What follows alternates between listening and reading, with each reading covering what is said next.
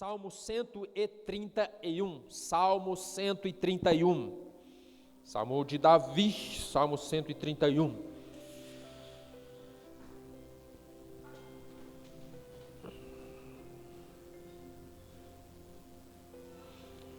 Olha, começa, né, irmãos, começa a conectar e a linkar, né, o que eu vou ler com aquilo que nós já vimos a semana passada. Inclusive anote a palavra, né, porque você vai usar ela na célula em nome de Jesus. Então a palavra diz assim no Salmo 131, Senhor, o meu coração não é orgulhoso e os meus olhos não são arrogantes. Olha o que Davi está falando. Lembra que nós lemos a semana passada? De nós acolhermos a palavra de Deus com o quê? Com mansidão, com humildade, amém? Aí ele fala assim, não me envolvo com coisas grandiosas nem maravilhosas demais para mim. Próximo versículo. De fato, acalmei e tranquilizei a minha alma, sou como a criança recém-amamentada por sua mãe, a minha alma é como essa criança, olha que coisa interessante. Ponha a sua esperança no Senhor, ó Israel, desde agora e para sempre. Aleluia, amém. Então olha que coisa interessante, irmãos. O que Davi está falando? Davi está falando com quem aqui?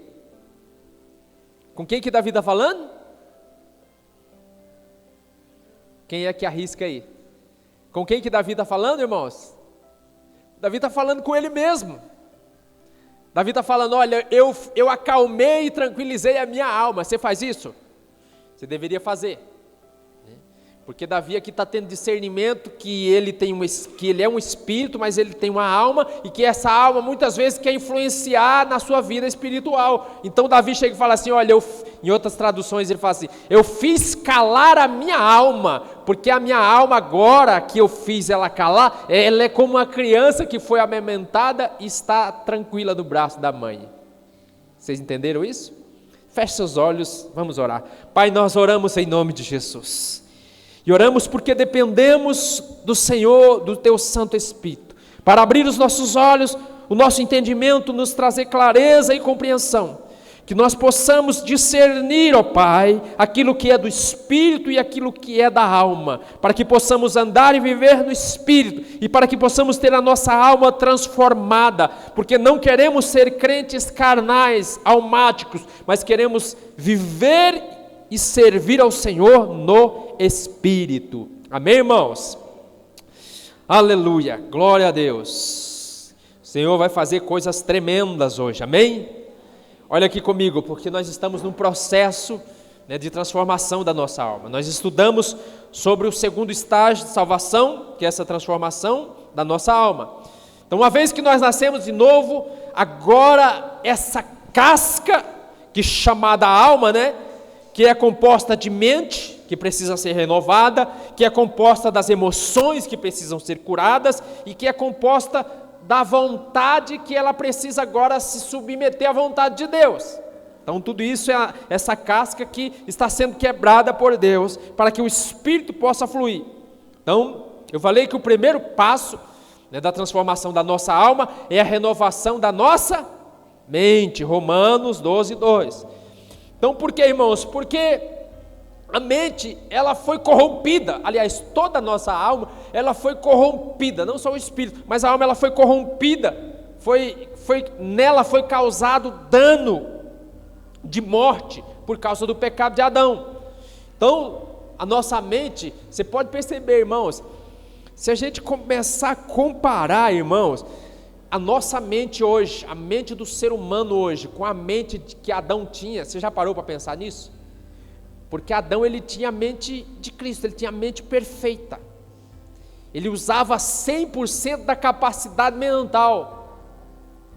Os estudiosos hoje dizem que nós usamos apenas 10% da nossa capacidade intelectual. Imagina a sabedoria, a inteligência de Adão, para colocar nome nos animais, para dar nome às coisas, para administrar, para cuidar de tudo aquilo, para cumprir aquilo que Deus deu para ele como propósito, para ele dominar, para ele exercer governo e autoridade. Imagina a mente de Adão?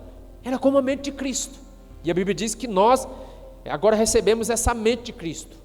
Mas a mente que foi danificada pelo pecado, é fácil de você perceber quando você olha e começa a perceber a mente das pessoas. Você vai ver, por exemplo, pessoas com a mente inativa. Já percebeu? Pessoas que ela não raciocina, ela fica lá, a mente dela é vazia. Pessoas com a mente volúvel, já viu? Uma hora ele quer uma coisa e pensa uma coisa, daqui a pouco já muda, a mente volúvel, a mente confusa. Já viu pessoas confusas? Quer, mas não quer, desiste, aí depois quer de novo. Pessoas com a mente fantasiosa, já viu que tem pessoas que vivem no mundo da lua fantasiando as coisas? Então tudo isso, uma mente obstinada. Já viu uma pessoa com a mente obstinada? Ela está no erro, ela está no pecado, você orienta, você aconselha, você ensina, mas a mente dela não consegue, ela continua no erro. Mente negativa, já percebeu como tem pessoas com a mentalidade negativa? Tudo por quê? Tudo por causa do pecado, danos que o pecado causou na mente. E agora a nossa mente, nós que estamos em Cristo, está sendo renovada, transformada, e nós estamos sendo livres de tudo isso, glória a Deus, amém? Porque, irmãos, se você tiver curiosidade e quiser saber como que o homem ímpio pensa, eu sei que você sabe, porque você já foi, mas leia Romanos 1, 21, para ver como que é a mente, né? Então Romanos 1, 21 projeta para mim. Por isso que nós temos que pregar, por isso que nós não podemos nos calar, por isso que nós temos, como Paulo, como Pedro diz, argumentar e mostrar para a pessoa que ela está errada, porque olha o que acontece com a mente da pessoa que não tem Cristo. Porque tendo conhecido a Deus, não glorificaram como Deus, nem lhe renderam graças, mas os seus pensamentos, ou seja, a sua mente, tornaram-se fúteis, e o coração insensato deles se obscureceu. Ou seja, a mente está em trevas, não consegue ver. É necessário que você jogue a palavra para que haja luz. Por isso que nós não podemos parar de pregar e de ensinar. Amém, irmãos? Em todo momento, em todo lugar. Você não precisa sair, né, pregando. Não, mas onde você for, onde você estiver, pregue a palavra, né? Esses dias eu fui cortar o cabelo, né, e eu já vinha meio que ali procurando caminho para chegar no cabeleireiro e tal, que é um jovem. E, irmão, ele deu uma aberturinha aí, ó, palavra, evangelho nele, né? E já estou convidando para ele vir na célula, vir no culto também em nome de Jesus, porque nós não podemos nos calar para que a luz do evangelho brilhe sobre a mente obscurecida desse povo, para que eles possam viver esse processo de transformação que nós estamos vivendo, amém, irmãos? Então, tudo que diz respeito à nossa alma se origina na mente. Então a mente é um campo de batalha, é um território que o inimigo quer conquistar. Lembra, você recebeu a mente de Cristo, mas o inimigo não quer que você tenha essa mente. Então ele quer que você continue com a sua mentalidade, com a sua forma de pensar antiga, e ele fica lançando, porque ele quer conquistar esse território, ele não quer que você se liberte disso. Então a maneira como nós pensamos e tudo o que nós sentimos, as nossas atitudes, é fruto das nossas crenças. Lembra disso, lembra sempre disso. O que você sente e as atitudes que você tem é resultado de uma mentalidade, de algo que você pensou, de algo que você acreditou. Por isso que eu oriento sempre, principalmente os jovens, toma cuidado com o que você ouve na internet, porque não existe teologia, conceito neutro, ou ele é do bem ou ele é do mal, ou ele edifica ou somente ele vai destruir a sua mente. Então isso é importante. Por que eu estou falando isso? Porque o inimigo está toda hora tentando lançar setas, dardos inflamados na nossa mente. Então é mais ou menos assim, né? Você pode, por exemplo, impedir que um passarinho venha, né, e pouse na sua cabeça? Sim ou não? Você está lá tranquilo, sentado no banco da praça, de repente vem um passarinho e pousa na sua cabeça. Você tem como impedir isso? Não, pode vir, pode acontecer. Ou até fazer outras coisas também, né? Mas se ele pousar, você pode impedir ele de fazer um ninho na sua cabeça? Sim, exatamente isso que nós temos que ter, essa mentalidade, essa percepção. O inimigo vai lançar, mas nós não podemos alimentar, dar terreno para ele, para que os seus pensamentos, as suas setas e os seus dados inflamados encontrem um terreno fértil para prosperar na nossa mente. Amém, irmãos? Então veja, as nossas emoções e as nossas vontades também foram comprometidas pelo pecado, porque são elas que compõem a nossa alma. Lembra que eu falei a semana passada? Quais são as 3 coisas que compõem a nossa alma? E emoções, mente, vontade e emoções. Então veja, em relação às nossas emoções. Então, as nossas emoções, os nossos sentimentos, preste bem atenção, porque o Senhor vai curar pessoas aqui hoje, irmãos. O Senhor vai libertar de maneira poderosa. Veja, os nossos sentimentos, as nossas emoções, elas são fruto daquilo que nós pensamos e que nós cremos. Então, se você tem um sentimento ruim, se você tem um sentimento de medo durante o seu dia, durante a sua semana, ou um sentimento de ansiedade, se você tem um sentimento de timidez, de covardia, um sentimento de inferioridade, se você tem um sentimento de que você precisa se isolar, se afastar, se você tem aquela sensação de que você está se auto-sabotando, ou seja, prejudicando você mesmo, ou seja, se você fizer o caminho contrário, você vai perceber que você está tendo essa sensação, esse sentimento e essas emoções, é porque lá atrás você pensou alguma coisa. E aquilo que você pensou, ele foi alimentado, né? O passarinho construiu um ninho, foi alimentado, e por causa disso você está se sentindo assim, ou você está se sentindo assado. Então, se você pensa coisas boas, as suas emoções e os seus sentimentos serão bons. Mas se você pensa coisas ruins, os seus sentimentos e as suas emoções serão negativas. Quem está me entendendo, diga amém. Então veja, por isso que a Bíblia orienta, Paulo orienta, né, os filipenses, lá em Filipenses 4:8, olha o que ele diz, presta atenção. Você vai ver muitas religiões falando assim, esvazia sua mente, não pense em nada, agora você vai entrar num estado de meditação transcendental, sua mente vai ficar vazia.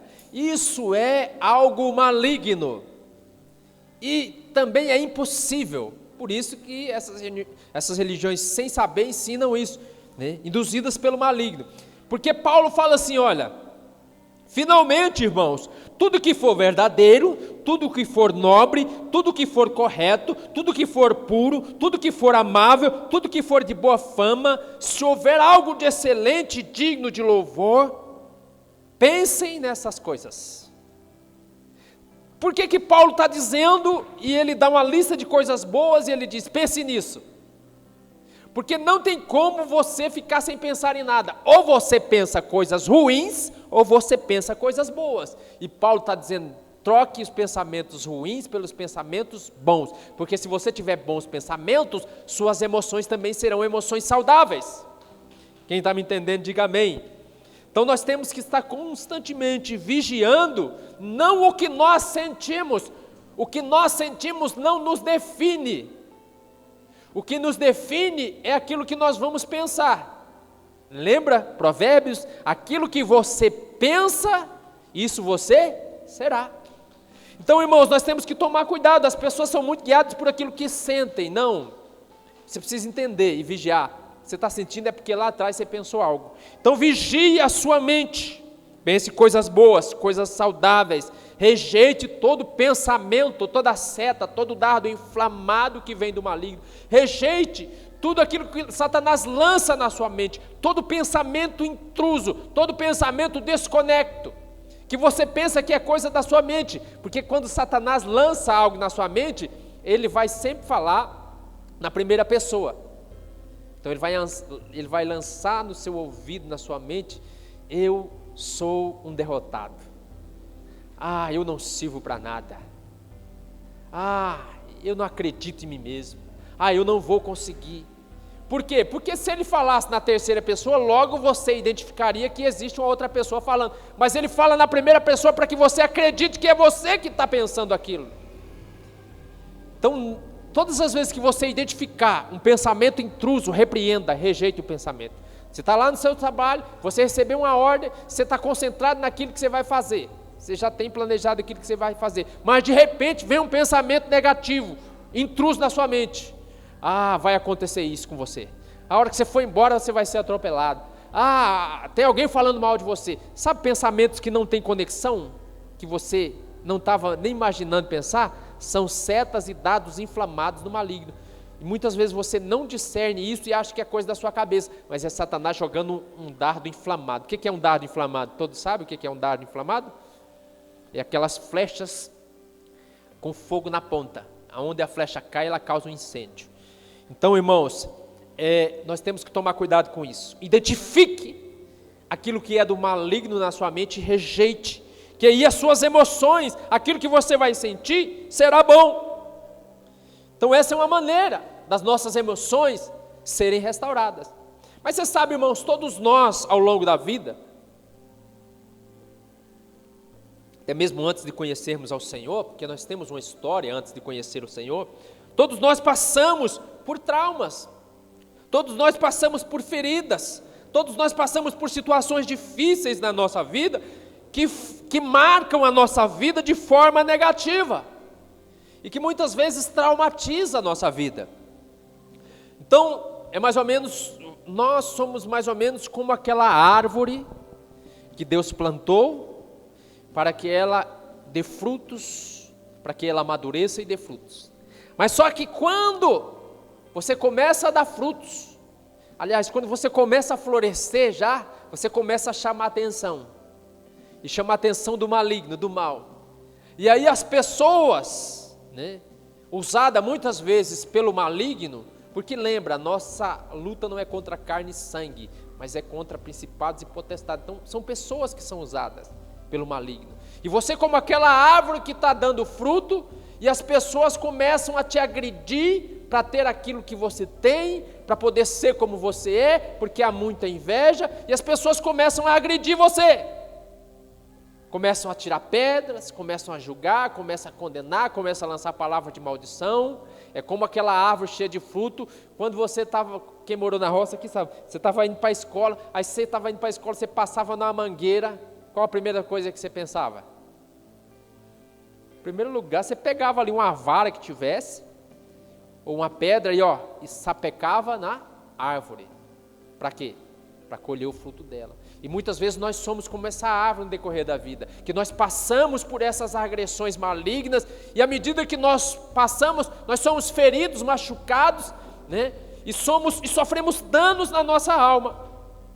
Você sabe, irmãos, o nosso cérebro, todas as vezes que nós passamos por um processo de trauma, de dor, de feridas emocionais, você sabe, o nosso cérebro, ele é projetado, instintivamente, ele é programado para se autoproteger, ou para proteger o nosso corpo. Então, quando nós passamos por situações muito difíceis na nossa vida, de traumas, de dor, tem uma área do nosso cérebro que ela registra essa memória negativa, dolorosa, traumática. E ela transforma isso em uma dor tão grande que ela se manifesta no nosso corpo. E ela fica registrada. Para quê? Para que você possa identificar aquilo como algo ruim, e enquanto você não resolver aquilo na sua vida, não há cura, não há libertação, você não consegue avançar. Por quê? Porque existe uma memória gravada lá, registrada lá. Por isso que todas as vezes que você lembra, causa dor, causa sofrimento, porque é uma ferida aberta. Veja, isso é um processo natural do cérebro, ele quer nos proteger, para que quando você passa a viver algo parecido, aquilo já te alerte. Mas isso trava, isso impede você de avançar, isso traz feridas na alma, e isso reflete nas suas emoções negativas. Então, por isso que você vai ver aí, principalmente na internet, esses últimos anos aí, o advento, da neurolinguística, da psicologia, dos coachings, trabalhando a questão de PNL. Quem já ouviu falar PNL? O que é PNL? Alguém sabe? Programação neurolinguística. Qual que é a estratégia? A estratégia é trabalhar na sua mente, você que sofreu uma dor, um trauma, para que você reprograme a sua mente, esqueça aquilo que você passou, aquele trauma, aquela dor, para que você resolva aquilo e reprograme a sua mente para você pensar agora de maneira diferente. O que é isso, irmãos? Isso aqui é Romanos 12:2. E as pessoas estão pagando milhares de reais para ter uma consulta de final de semana, para terem consultas de PNL, quando a Bíblia diz para ele de graça, renove a sua mente. E ainda oferece a consultoria espiritual do melhor coaching que existe, chamado Espírito Santo de Deus. Então, a palavra de Deus, ela quer renovar a nossa mente, justamente para que as nossas emoções sejam curadas e restauradas. Porque Filipenses 3,13, olha o que diz. Filipenses 3,13, Paulo continua falando a respeito do mesmo assunto. E olha a orientação da palavra de Deus a respeito, para que as nossas emoções sejam restauradas, curadas. Ele diz, irmãos, não penso que eu mesmo já o tenha alcançado, mas uma coisa eu faço, esquecendo-me das coisas que ficaram para trás e avançando para aquelas que estão adiante de mim. O que Paulo está dizendo, aprenda a deixar as coisas que você viveu no passado, lá no passado, porque lá é o lugar delas. Agora você é nova criatura, você tem uma nova mente, você precisa viver e pensar de maneira diferente. Quem que estava falando isso? O apóstolo Paulo. Você acha que o apóstolo Paulo tinha traumas, irmãos, na sua alma? Como que você acha que era a mente de Paulo? Como que você acha que era a forma de pensar de Paulo? Como que você acha que eram as emoções de Paulo? Muito provavelmente, a Bíblia não fala isso, mas muito provavelmente, Paulo era constantemente acusado por Satanás. Por quê? Porque lembra, antes de Paulo ser discípulo de Jesus, ele era perseguidor da igreja, ele matava os crentes. Você acha que Satanás não usava isso contra ele para condenar, para julgar? Jogar o passado dele, né, dizendo que ele não poderia jamais, em hipótese alguma, servir a Cristo? E ele fala, esquecendo das coisas, deixa lá atrás. Porque ele sabia que ao fazer isso, haveria restauração, cura na alma. Então muitas pessoas, no decorrer da sua vida, foram feridas. Assim como eu e você também. Todos nós passamos pela ferida, talvez a ferida da rejeição. Quem aqui, talvez em algum momento da vida, não foi rejeitado? Ou rejeitado pelo pai, ou rejeitado pela mãe, ou rejeitado por uma pessoa que você amava e tinha uma grande expectativa, passou pela rejeição. É uma das feridas mais graves que tem na alma de uma pessoa, é a ferida da rejeição. Você percebe que as pessoas que foram feridas dessa maneira, ela tem uma mentalidade escapista, ou seja, ela está sempre fugindo de resolver os problemas, ela sabe que ela precisa sentar com o seu passado, sentar com essa pessoa e resolver e confrontar, mas ela faz o quê? Ela está toda hora escapando, fugindo. Talvez precisa resolver, não tem coragem para sentar, aí foge, vai se esconder, procura o escapismo no álcool, procura o escapismo na droga, procura o escapismo na pornografia e assim por diante. Tem uma mentalidade. Essas pessoas que foram feridas são pessoas que elas têm dificuldade de ser contrariada, percebeu já? Que tem pessoas que ela é a melhor pessoa do mundo, mas se você disser não para ela, acabou a amizade. São pessoas críticas, tá toda hora, sabe, pessoas muito críticas, sempre observando, criticando. São pessoas que elas desconfiam de tudo e de todos. Por quê? Porque ela foi rejeitada. Ela não consegue sentir segurança, ela não consegue confiar nas pessoas. Então ela tem essa dor na alma, essa ferida nas suas emoções, ela vive dessa maneira. Outra ferida que tem trazido dano para a vida de muitas pessoas é a ferida do abandono. Quantas pessoas também não foram abandonadas? E talvez abandonadas por aquelas que elas mais deveriam ser protegidas ou acolhidas. Ferida do abandono, irmãos, a pessoa que ela foi de alguma forma abandonada, é muito difícil alguém ser abandonado, principalmente quando é pelo pai, pela mãe. Essa pessoa, ela cria uma codependência, ela sempre procura se escorar em alguém para ser dependente daquela pessoa. Ela se torna uma pessoa carente de atenção, está sempre mendigando a atenção de alguém. É uma pessoa que constantemente está com medo de repetir o mesmo erro, de confiar na pessoa e ser abandonado. Terrível isso, né? Você sabe, a pessoa que foi abandonada é uma pessoa que desenvolve, né, a hipocondria. Quem sabe o que é hipocondria?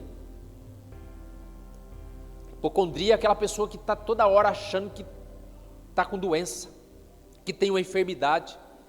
É a pessoa que desenvolve enfermidade nela mesma. Então ela toma remédio, todo tipo de remédio. Vai no médico, faz exame, consulta, não sabe o que acontece. Por quê? Porque a ferida é na alma. E como a ferida é na alma, se manifestou agora no corpo, começam a surgir as enfermidades do corpo. Já expliquei para os irmãos aqui, né, sobre as doenças da alma que se refletem no corpo. Doenças psicossomáticas. Pessoas que foram feridas. Lembra aquela árvore que foi ferida com a ferida da ofensa? Ela foi ofendida. Foi ofendida na sua personalidade, no seu caráter. Foi ofendida no seu ego. E eu me lembro que logo quando eu vim para cá, no primeiro prédio lá, eu passei para os irmãos, a primeira coisa que eu passei para os irmãos foi um DVD das aulas do John Bevere. Quem lembra? Falando sobre a isca de Satanás. Porque ele explica justamente isso. Uma pessoa que ela fica ofendida com alguém, é a pessoa que ela caiu na armadilha de Satanás, e ela fica presa naquilo. Ela fica com mágoa, ela fica com ressentimento, ela não consegue perdoar, ela não consegue esquecer, e Satanás exerce um controle sobre essa pessoa. Agora olha que coisa interessante. No decorrer desses 20 anos, irmãos, servindo a Deus, pastoreando, cuidando de vidas, uma das coisas que mais deixa as pessoas oprimidas e possessas por demônios é mágoa e ressentimento. Quando as pessoas não perdoam e guardam no seu coração mágoa e ressentimento, um demônio, ou aliás, vários demônios vão agir na vida daquela pessoa, porque ela abriu uma porta. É ilegal? É ilegal, mas a pessoa não conhece. Como ela não libera perdão, Satanás começa a agir na vida dessa pessoa. E aí essa pessoa passa a ser possuída por espíritos malignos. E é terrível, porque essa pessoa faz coisas que você assim, mas meu Deus, conhece a palavra. Talvez já foi crente, como pode viver dessa forma? Porque tem demônios ali. Abriu-se uma porta, por causa da ofensa. Por isso que eu estou sempre ensinando, irmão, perdoa. Irmão, conserta. Irmão, não alimenta mágoa, não alimenta ressentimento. Esse estudo do John Bevere deveria ser leitura e estudo obrigatório para todo cristão.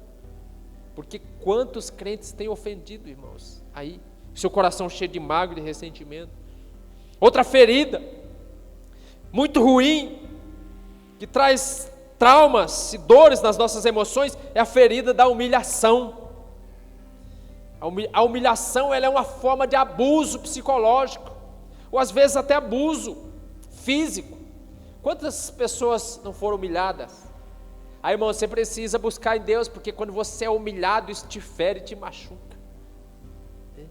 E o inimigo das nossas almas quer que nós passemos por essa situação, porque ele sabe que isso machuca, que isso fere. Talvez você foi humilhado por alguém, quando você precisou da ajuda dessa pessoa, essa pessoa humilhou você. Ela expôs uma situação pela qual você passou, e até hoje isso marca a sua vida, você não conseguiu esquecer, você não conseguiu perdoar, e você carrega aí essa humilhação durante toda a sua vida, e você percebe que nessa área você não consegue avançar, você não consegue romper, você não consegue prosperar na sua vida, porque você foi humilhado. Uma coisa é nós nos humilharmos diante de Deus, outra coisa é sermos humilhados, né, e essa humilhação marcar o nosso coração. Então veja, as pessoas que passam por humilhação, você vai perceber que elas têm uma necessidade de aceitação, né? Então aquela pessoa que ela foi humilhada na família, né, do cônjuge, ou foi humilhada dentro da sua própria casa, alguém jogou na cara dela um favor, e aquela humilhação ficou presa no seu coração, e por causa agora ele tem necessidade de ser aceito, essa pessoa, ela tem necessidade de provar para o outro o que ela tem, o que ela é, ou o que ela pode conquistar. São feridas, né? São feridas que vão se arrastando pela nossa alma, que nos marca. Essas pessoas, elas têm necessidade de provar e mostrar para as outras que ela conseguiu, ela venceu na vida, agora ela está vivendo melhor, né? Assim, é isso que a gente mais vê no Instagram, Facebook, né? Internet. As pessoas têm essa necessidade de mostrar para o outro, e às vezes quando quer mostrar para o outro específico, é para uma pessoa específica. Nós devemos tomar cuidado com isso, porque isso mostra feridas revela feridas na nossa alma, no nosso interior, amém, irmãos? Outra ferida da traição. Eita, essa aqui, irmãos, é mais difícil. Acho que é muito difícil. Quem já foi traído sabe como é doloroso isso. Porque eu falei que tem pessoas que ficam endemoniadas, mas o pior tipo de endemoniado é a pessoa que trai. Porque é aquela pessoa que ela conquista a sua confiança. Ela entra na sua intimidade. Ela conhece você.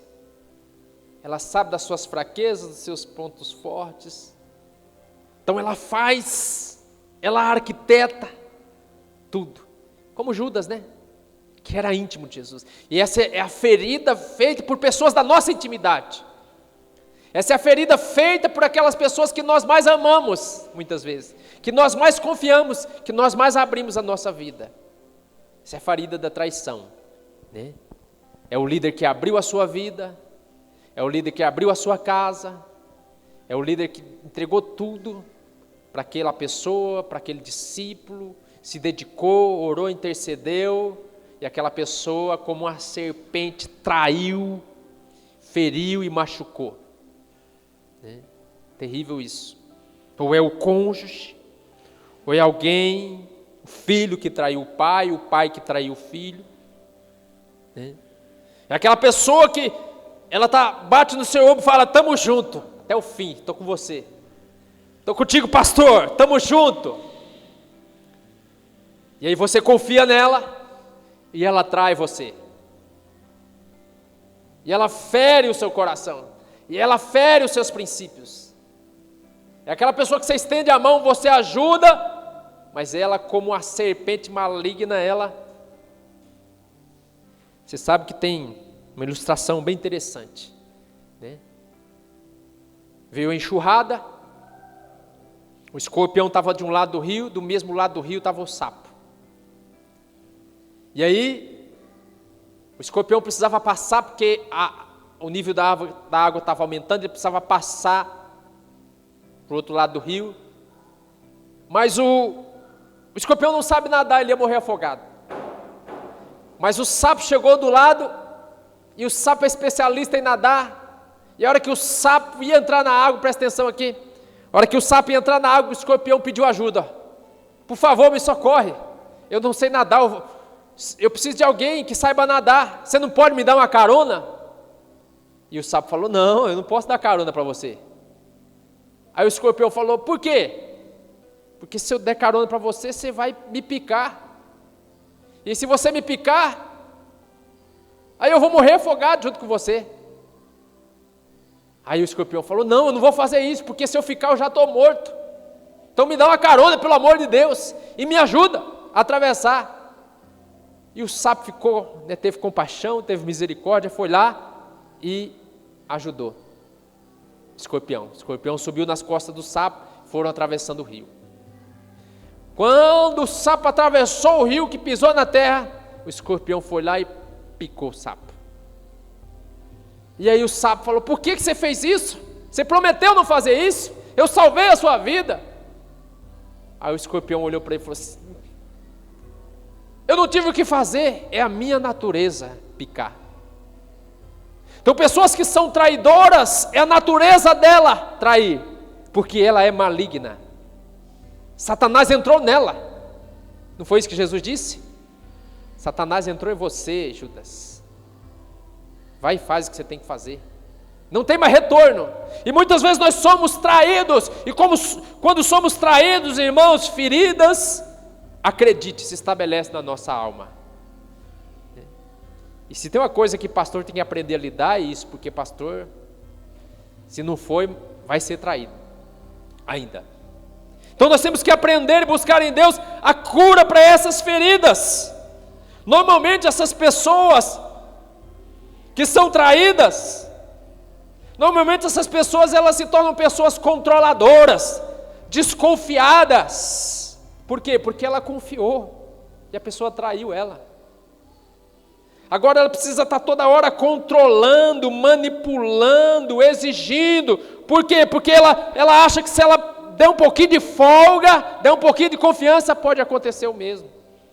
Então são coisas que nós precisamos de cura na nossa alma. E outras feridas, muitas outras feridas. Talvez a ferida da inferioridade, o sentimento da inferioridade. Talvez você nasceu numa família pobre, numa família que sempre teve pouco recurso. Seus pais não puderam dar um bom estudo para você. E na sua cabeça se estabeleceu um padrão. Eu sou assim, não vou avançar na vida, porque eu não tive oportunidade.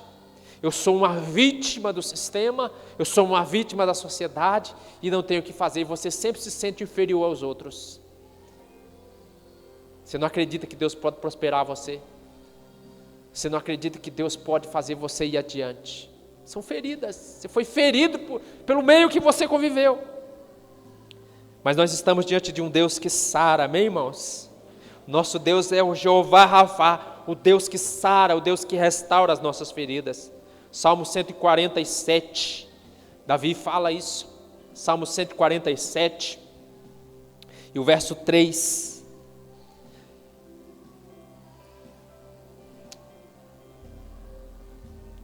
Só Ele cura os de coração quebrantado e cuida das suas feridas. Ele é o nosso Deus. Então o Senhor tem nos dado essa palavra, sabe por quê? Porque Ele quer curar você. Ele quer restaurar algo que ainda está te ferindo, te machucando, algo do passado que tem se arrastado sobre a sua vida, mas que precisa ser deixado de lado hoje, em nome de Jesus. A Bíblia diz que no Salmo 23, que o Senhor é o pastor que cuida de nós, que sara as nossas feridas, que nos leva às águas de descanso e às águas tranquilas, e que refrigera, que restaura, que cura a nossa alma, as nossas emoções, amém, irmãos? Mas além das nossas emoções, a nossa vontade também foi comprometida pelo pecado. E agora a nossa vontade precisa ser restaurada para que tenhamos domínio da nossa vontade e possamos nos submeter à vontade de Deus. Porque todas as áreas da alma, a alma como um todo foi comprometida. Então com a queda, as vontades naturais perderam o controle. Deus colocou vontades que são legítimas, que são boas, que são naturais, que não são pecaminosas. Mas com a queda, elas se corromperam e foram transformadas em concupiscências. Por causa do pecado, se tornaram em desejos desenfreados e em vícios. Então, o Senhor colocou em cada um de nós o quê? O desejo de comer, sim ou não? É bom comer, irmãos? Sim ou não? É bom, glória a Deus, né? O Senhor é bom, né? Estava em casa hoje, minha esposa fez um almoço maravilhoso, como sempre, né? Só que aí ela fez pouca comida. Eu falei, você vai ter que fazer comida para janta agora. Falou, tá bom, não tem problema, mais tarde eu faço.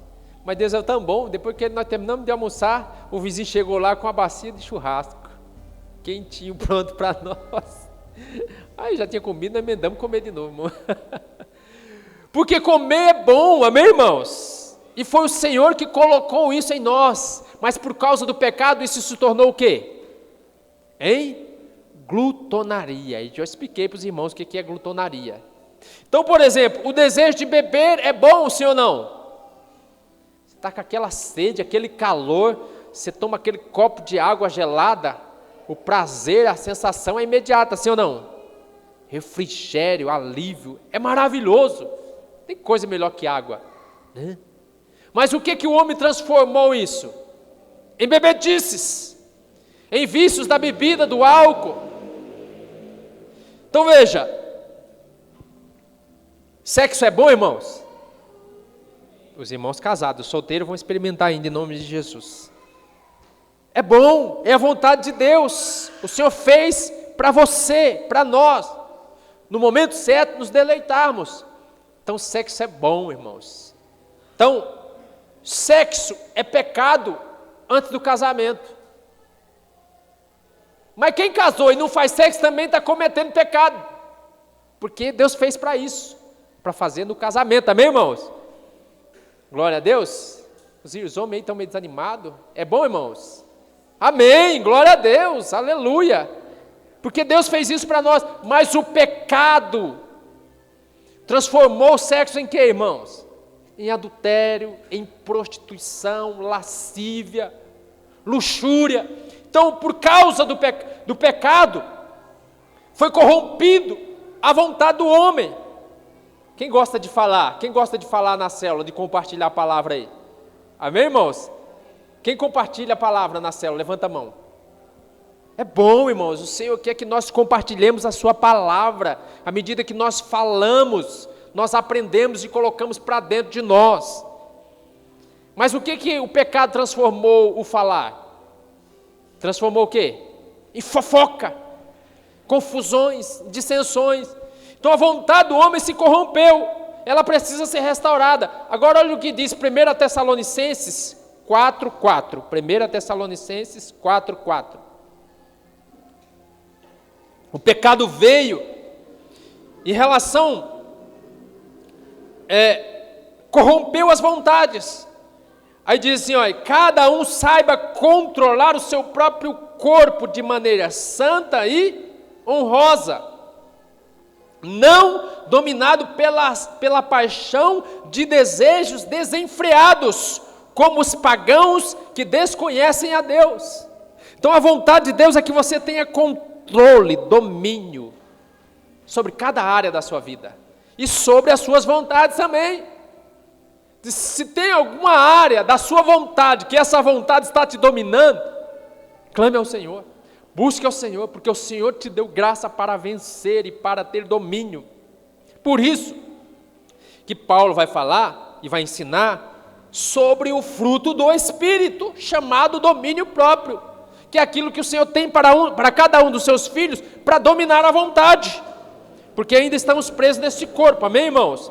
Então, por causa do pecado, a nossa vontade tende a se tornar, sabe o quê? Uma vontade, além de desenfreada, sem controle. Uma outra coisa que acontece com a nossa vontade por causa do pecado, ela tende a se tornar uma vontade passiva, inativa, quando se refere às coisas de Deus, às coisas espirituais. Presta atenção. No que se refere às coisas espirituais, por causa do pecado, a nossa vontade tende a se tornar passiva, sem força, lenta, inativa para as coisas de Deus. Então, olha o que diz João 6,7. Olha que coisa interessante.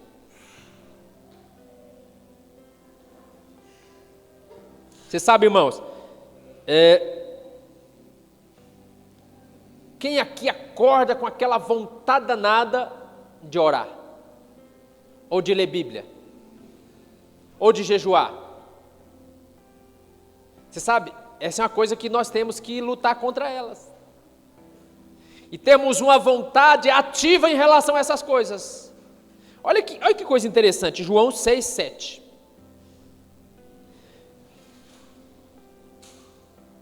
É João 6,7?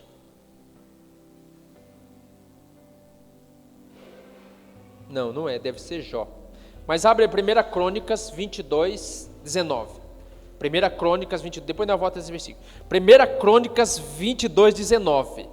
Olha a nossa postura em relação à nossa vontade. 1 Crônicas 22, 19. Agora consagre o coração e a alma para buscar o Senhor, o seu Deus. Comecem a construir o santuário de Deus, o Senhor, para que vocês possam trazer a arca da aliança do Senhor e os utensílios sagrados que pertencem a Deus para dentro do templo, que será construído em honra do nome do Senhor. Olha que coisa interessante. Se tiver uma outra tradução, coloca para mim. Olha, agora consagre o coração e a alma. O que é consagrar o coração e a alma? É você separar, é você dispor, é você exercer vontade a favor de, vontade para. Então, olha outra tradução. Agora busque o Senhor seu Deus de todo o coração e de toda a sua alma. Quando ele fala alma aqui, ele tá falando do quê? De mente? É de mente que ele está falando, irmãos? É de emoções? Ele está falando de qual área da alma aqui? Da vontade. Disponham a sua vontade para buscar. Está falando de disposição, de vontade. Então, no que se refere às coisas espirituais, o pecado está constantemente trazendo sobre nós um desejo de passividade. Por isso que o pastor muitas vezes tem que forçar uma situação para que você jejue. Tem que forçar uma situação para que você ore, porque a nossa carne não quer servir a Deus. Por isso que Paulo vai falar que o quê? Olha o que Paulo fala em Gálatas 5,17. Então, olha aqui, presta atenção aqui, irmãos. Presta atenção aqui, todos os irmãos, principalmente líderes de célula. Em nome do Senhor Jesus, é necessário que você lute contra isso, porque o inimigo vai querer que vocês sejam passivos no que diz respeito às coisas espirituais, e que vocês não tenham vontade nem desejo para liderar, para orar, para buscar a Deus e para fazer as coisas de Deus. É importante que você, líder, tenha discernimento disso, porque tem momentos que eu fico, irmãos, impressionado com a passividade dos líderes, com a inatividade dos líderes, que não se posicionam, que não têm atitude, que não se dispõem. Por quê? Porque você não entendeu ainda que o pecado está trazendo passividade sobre a sua vontade. Isso não é normal. Olha aqui para mim, pessoas que quando fala de fazer qualquer coisa para Deus, ela logo desanima. Ai, meu Deus, tem que fazer isso, não acredito. Às vezes você vai na célula, ou às vezes você vai na reunião de oração, você chega e parece, irmão, que naquele dia você tomou de café da manhã alguma coisa muito ruim, porque você chega com a cara horrível. Porque você está ali, mas você não está com vontade de estar ali. O inimigo está tendo ação sobre a sua vontade. O Senhor não nos deu um ministério para nos matar, irmãos. É um grande privilégio servirmos ao Senhor, sermos filhos de Deus. Então, para fazer a obra de Deus, nós temos que exercer e ter domínio da nossa vontade. Quem está me entendendo, diga amém. Por quê? Porque Satanás não quer que você domine a sua vontade, crie dentro de si vontade, ânimo, disposição para servir a Deus. Por isso que Paulo vai falar, olha, pois a carne deseja o que é contrário ao Espírito, o Espírito é contrário à carne. Eles estão em conflito um com o outro, de modo que vocês não fazem o que desejam. O que Paulo está dizendo aqui é que há uma luta entre a nossa alma, que é a nossa carne, e o nosso espírito. No seu espírito você quer orar, no seu espírito você quer servir a Deus, no seu espírito você quer fazer as coisas de Deus, mas aí vem a sua alma, sem vontade. Lembra, a vontade é algo muito importante, porque é ela que decide, é ela que determina o caminho, o rumo, a direção. Satanás ele vai agir na sua vontade para que você não decida. Então vai chegar um momento que vai haver uma guerra, vai haver um confronto entre o seu espírito e a sua carne, e é a sua vontade que tem que decidir. Não, eu vou para a célula e vou com alegria. Eu vou para o culto e vou para servir e adorar a Deus. Eu vou liderar a célula porque o Senhor me chamou para isso. Eu exerço domínio sobre a minha vontade, eu subjugo a minha vontade e a vontade de Deus aqui e agora. É isso que Paulo está dizendo. Porque se a sua casca da sua vontade está muito grossa, porque você tem cedido, você tem alimentado ela, todas as vezes que vem esse sentimento, a carne vai vencer o espírito. A vontade não vai decidir a favor das coisas de Deus. Quem está me entendendo, diga amém. Então, essa é uma característica dos danos que o pecado causou na nossa vontade. Já estou terminando. Então, cuidado, irmãos. Cuidado para Satanás não estar induzindo a sua vontade. É você que deve exercer vontade para cumprir o propósito e fazer a vontade de Deus. Então, passividade, cuidado com isso.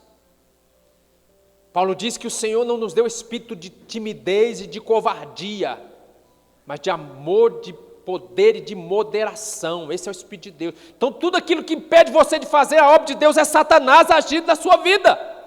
E você precisa se posicionar usando a sua vontade para decidir isso. Eu vou fazer, eu quero fazer. É assim que crentes maduros e que crentes espirituais agem, amém, irmãos? Oh Deus. Por outro lado, olha aqui, uma outra coisa que Satanás e que o pecado causou na nossa vontade, é que existem aqueles que têm uma vontade manipulativa. O que é uma vontade manipulativa? Você já percebeu que tem pessoas que elas fazem de tudo para você fazer a vontade dela? Então, elas fazem chantagens emocionais, chantagens psicológicas com você para conquistar aquilo que elas querem. Ou seja, ela está exercendo a vontade manipulativa. Isso é maligno, isso é egoísta, isso é mesquinho. E você percebe. Eu converso sempre com a pastora, porque às vezes a gente percebe. Né? Graças a Deus aqui não tem, nem vai ter em nome de Jesus. Mas eu já lidei com líderes que eles faziam joguinhos, chantagens emocionais, para fazer com que nós cedêssemos à vontade deles. Isso é maligno. E tem pessoas que agem assim na igreja. Isso é fruto de quê? De uma alma manipulada pelo maligno. Então, pessoas que fazem pressões, já viu? Pressões psicológicas. Tem assim, tem marido que faz pressão. Ah, se ele não mudar, ele vai mudar na marra. Se ele não mudar, vai ficar 15 dias sem nada. É manipulação, vontade manipulativa. Ah, o pastor veio, me corrigiu, me chamou a atenção, então tá bom, agora ficar um mês sem ir na igreja. Chantagem, vontade manipulativa, esse tipo de coisas são malignas, amém, irmãos? Então Paulo diz que nós devemos lutar contra aquilo que a nossa alma tenta impor em nós e subjugá-la. Veja, o Espírito quer que nós sirvamos a Deus. O Espírito Santo dentro do seu Espírito te impulsiona para as coisas celestiais, as coisas de Deus, as coisas do céu. Mas a alma sua sempre vai tender às coisas terrenas, às coisas malignas. Quem está me entendendo, diga amém. Então, crentes maduros, e esse é o propósito dessas mensagens, crentes espirituais, aqueles que aprenderam a discernir as coisas no Espírito, eles andam e vivem no Espírito. Então eles sabem que, embora eles sejam livres para fazer o que quiser, amém, irmãos? Você é livre, o Senhor te libertou na cruz. Você é um homem livre para fazer o que você quiser. Mas esses irmãos espirituais, que não são mais carnais, que não são mais almáticos, que não vivem no nível da alma, das emoções e das vontades, embora eles saibam que são livres, irmãos, isso é maravilhoso, sabe por quê? Porque eles submetem a sua vontade à vontade de Deus. Porque embora eu possa fazer o que eu quiser, eu decido submeter a minha vontade para fazer a vontade de Deus. É isso que o Senhor espera de cada um de nós, que nós tenhamos esse discernimento. E quando você tiver a sensação de que não consegue, é mentira de Satanás, porque o Espírito Santo está dentro de você com uma coisa chamada domínio próprio, para te capacitar a fazer a vontade de Deus, a cumprir o propósito de Deus. Amém, irmãos? Por isso, crentes espirituais, eles decidem submeter a sua vontade à vontade de Deus. O que diz Romanos 2,12? Romanos 12,2, aliás. Vamos só relembrar, já estou encerrando. Romanos 12,2, desculpa. Não se amoldem ao padrão deste mundo, mas transformem-se pela renovação da vossa mente, ou seja, da vossa alma, para que sejam capazes de experimentar e comprovar a boa, agradável e perfeita vontade de Deus. Então existe um caminho aqui.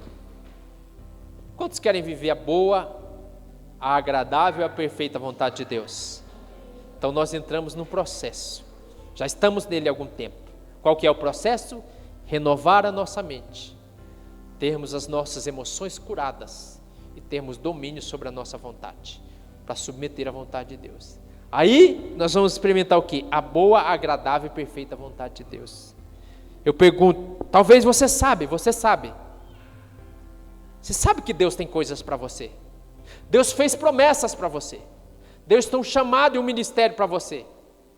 Mas só que Paulo diz que enquanto a criança é menino, ela não pode assumir a herança do pai, porque ainda é criança. Então é necessário que cresçamos e amadureçamos, para que possamos entrar e tomar posse daquilo que Deus tem para nós, da herança. Amém? Por isso eu quero que os irmãos se submetam à vontade de Deus. Cooperem com o Espírito Santo de Deus, para que haja essa transformação na nossa alma. Todos nós precisamos disso, irmãos. Eu quero que você se coloque de pé em nome de Jesus.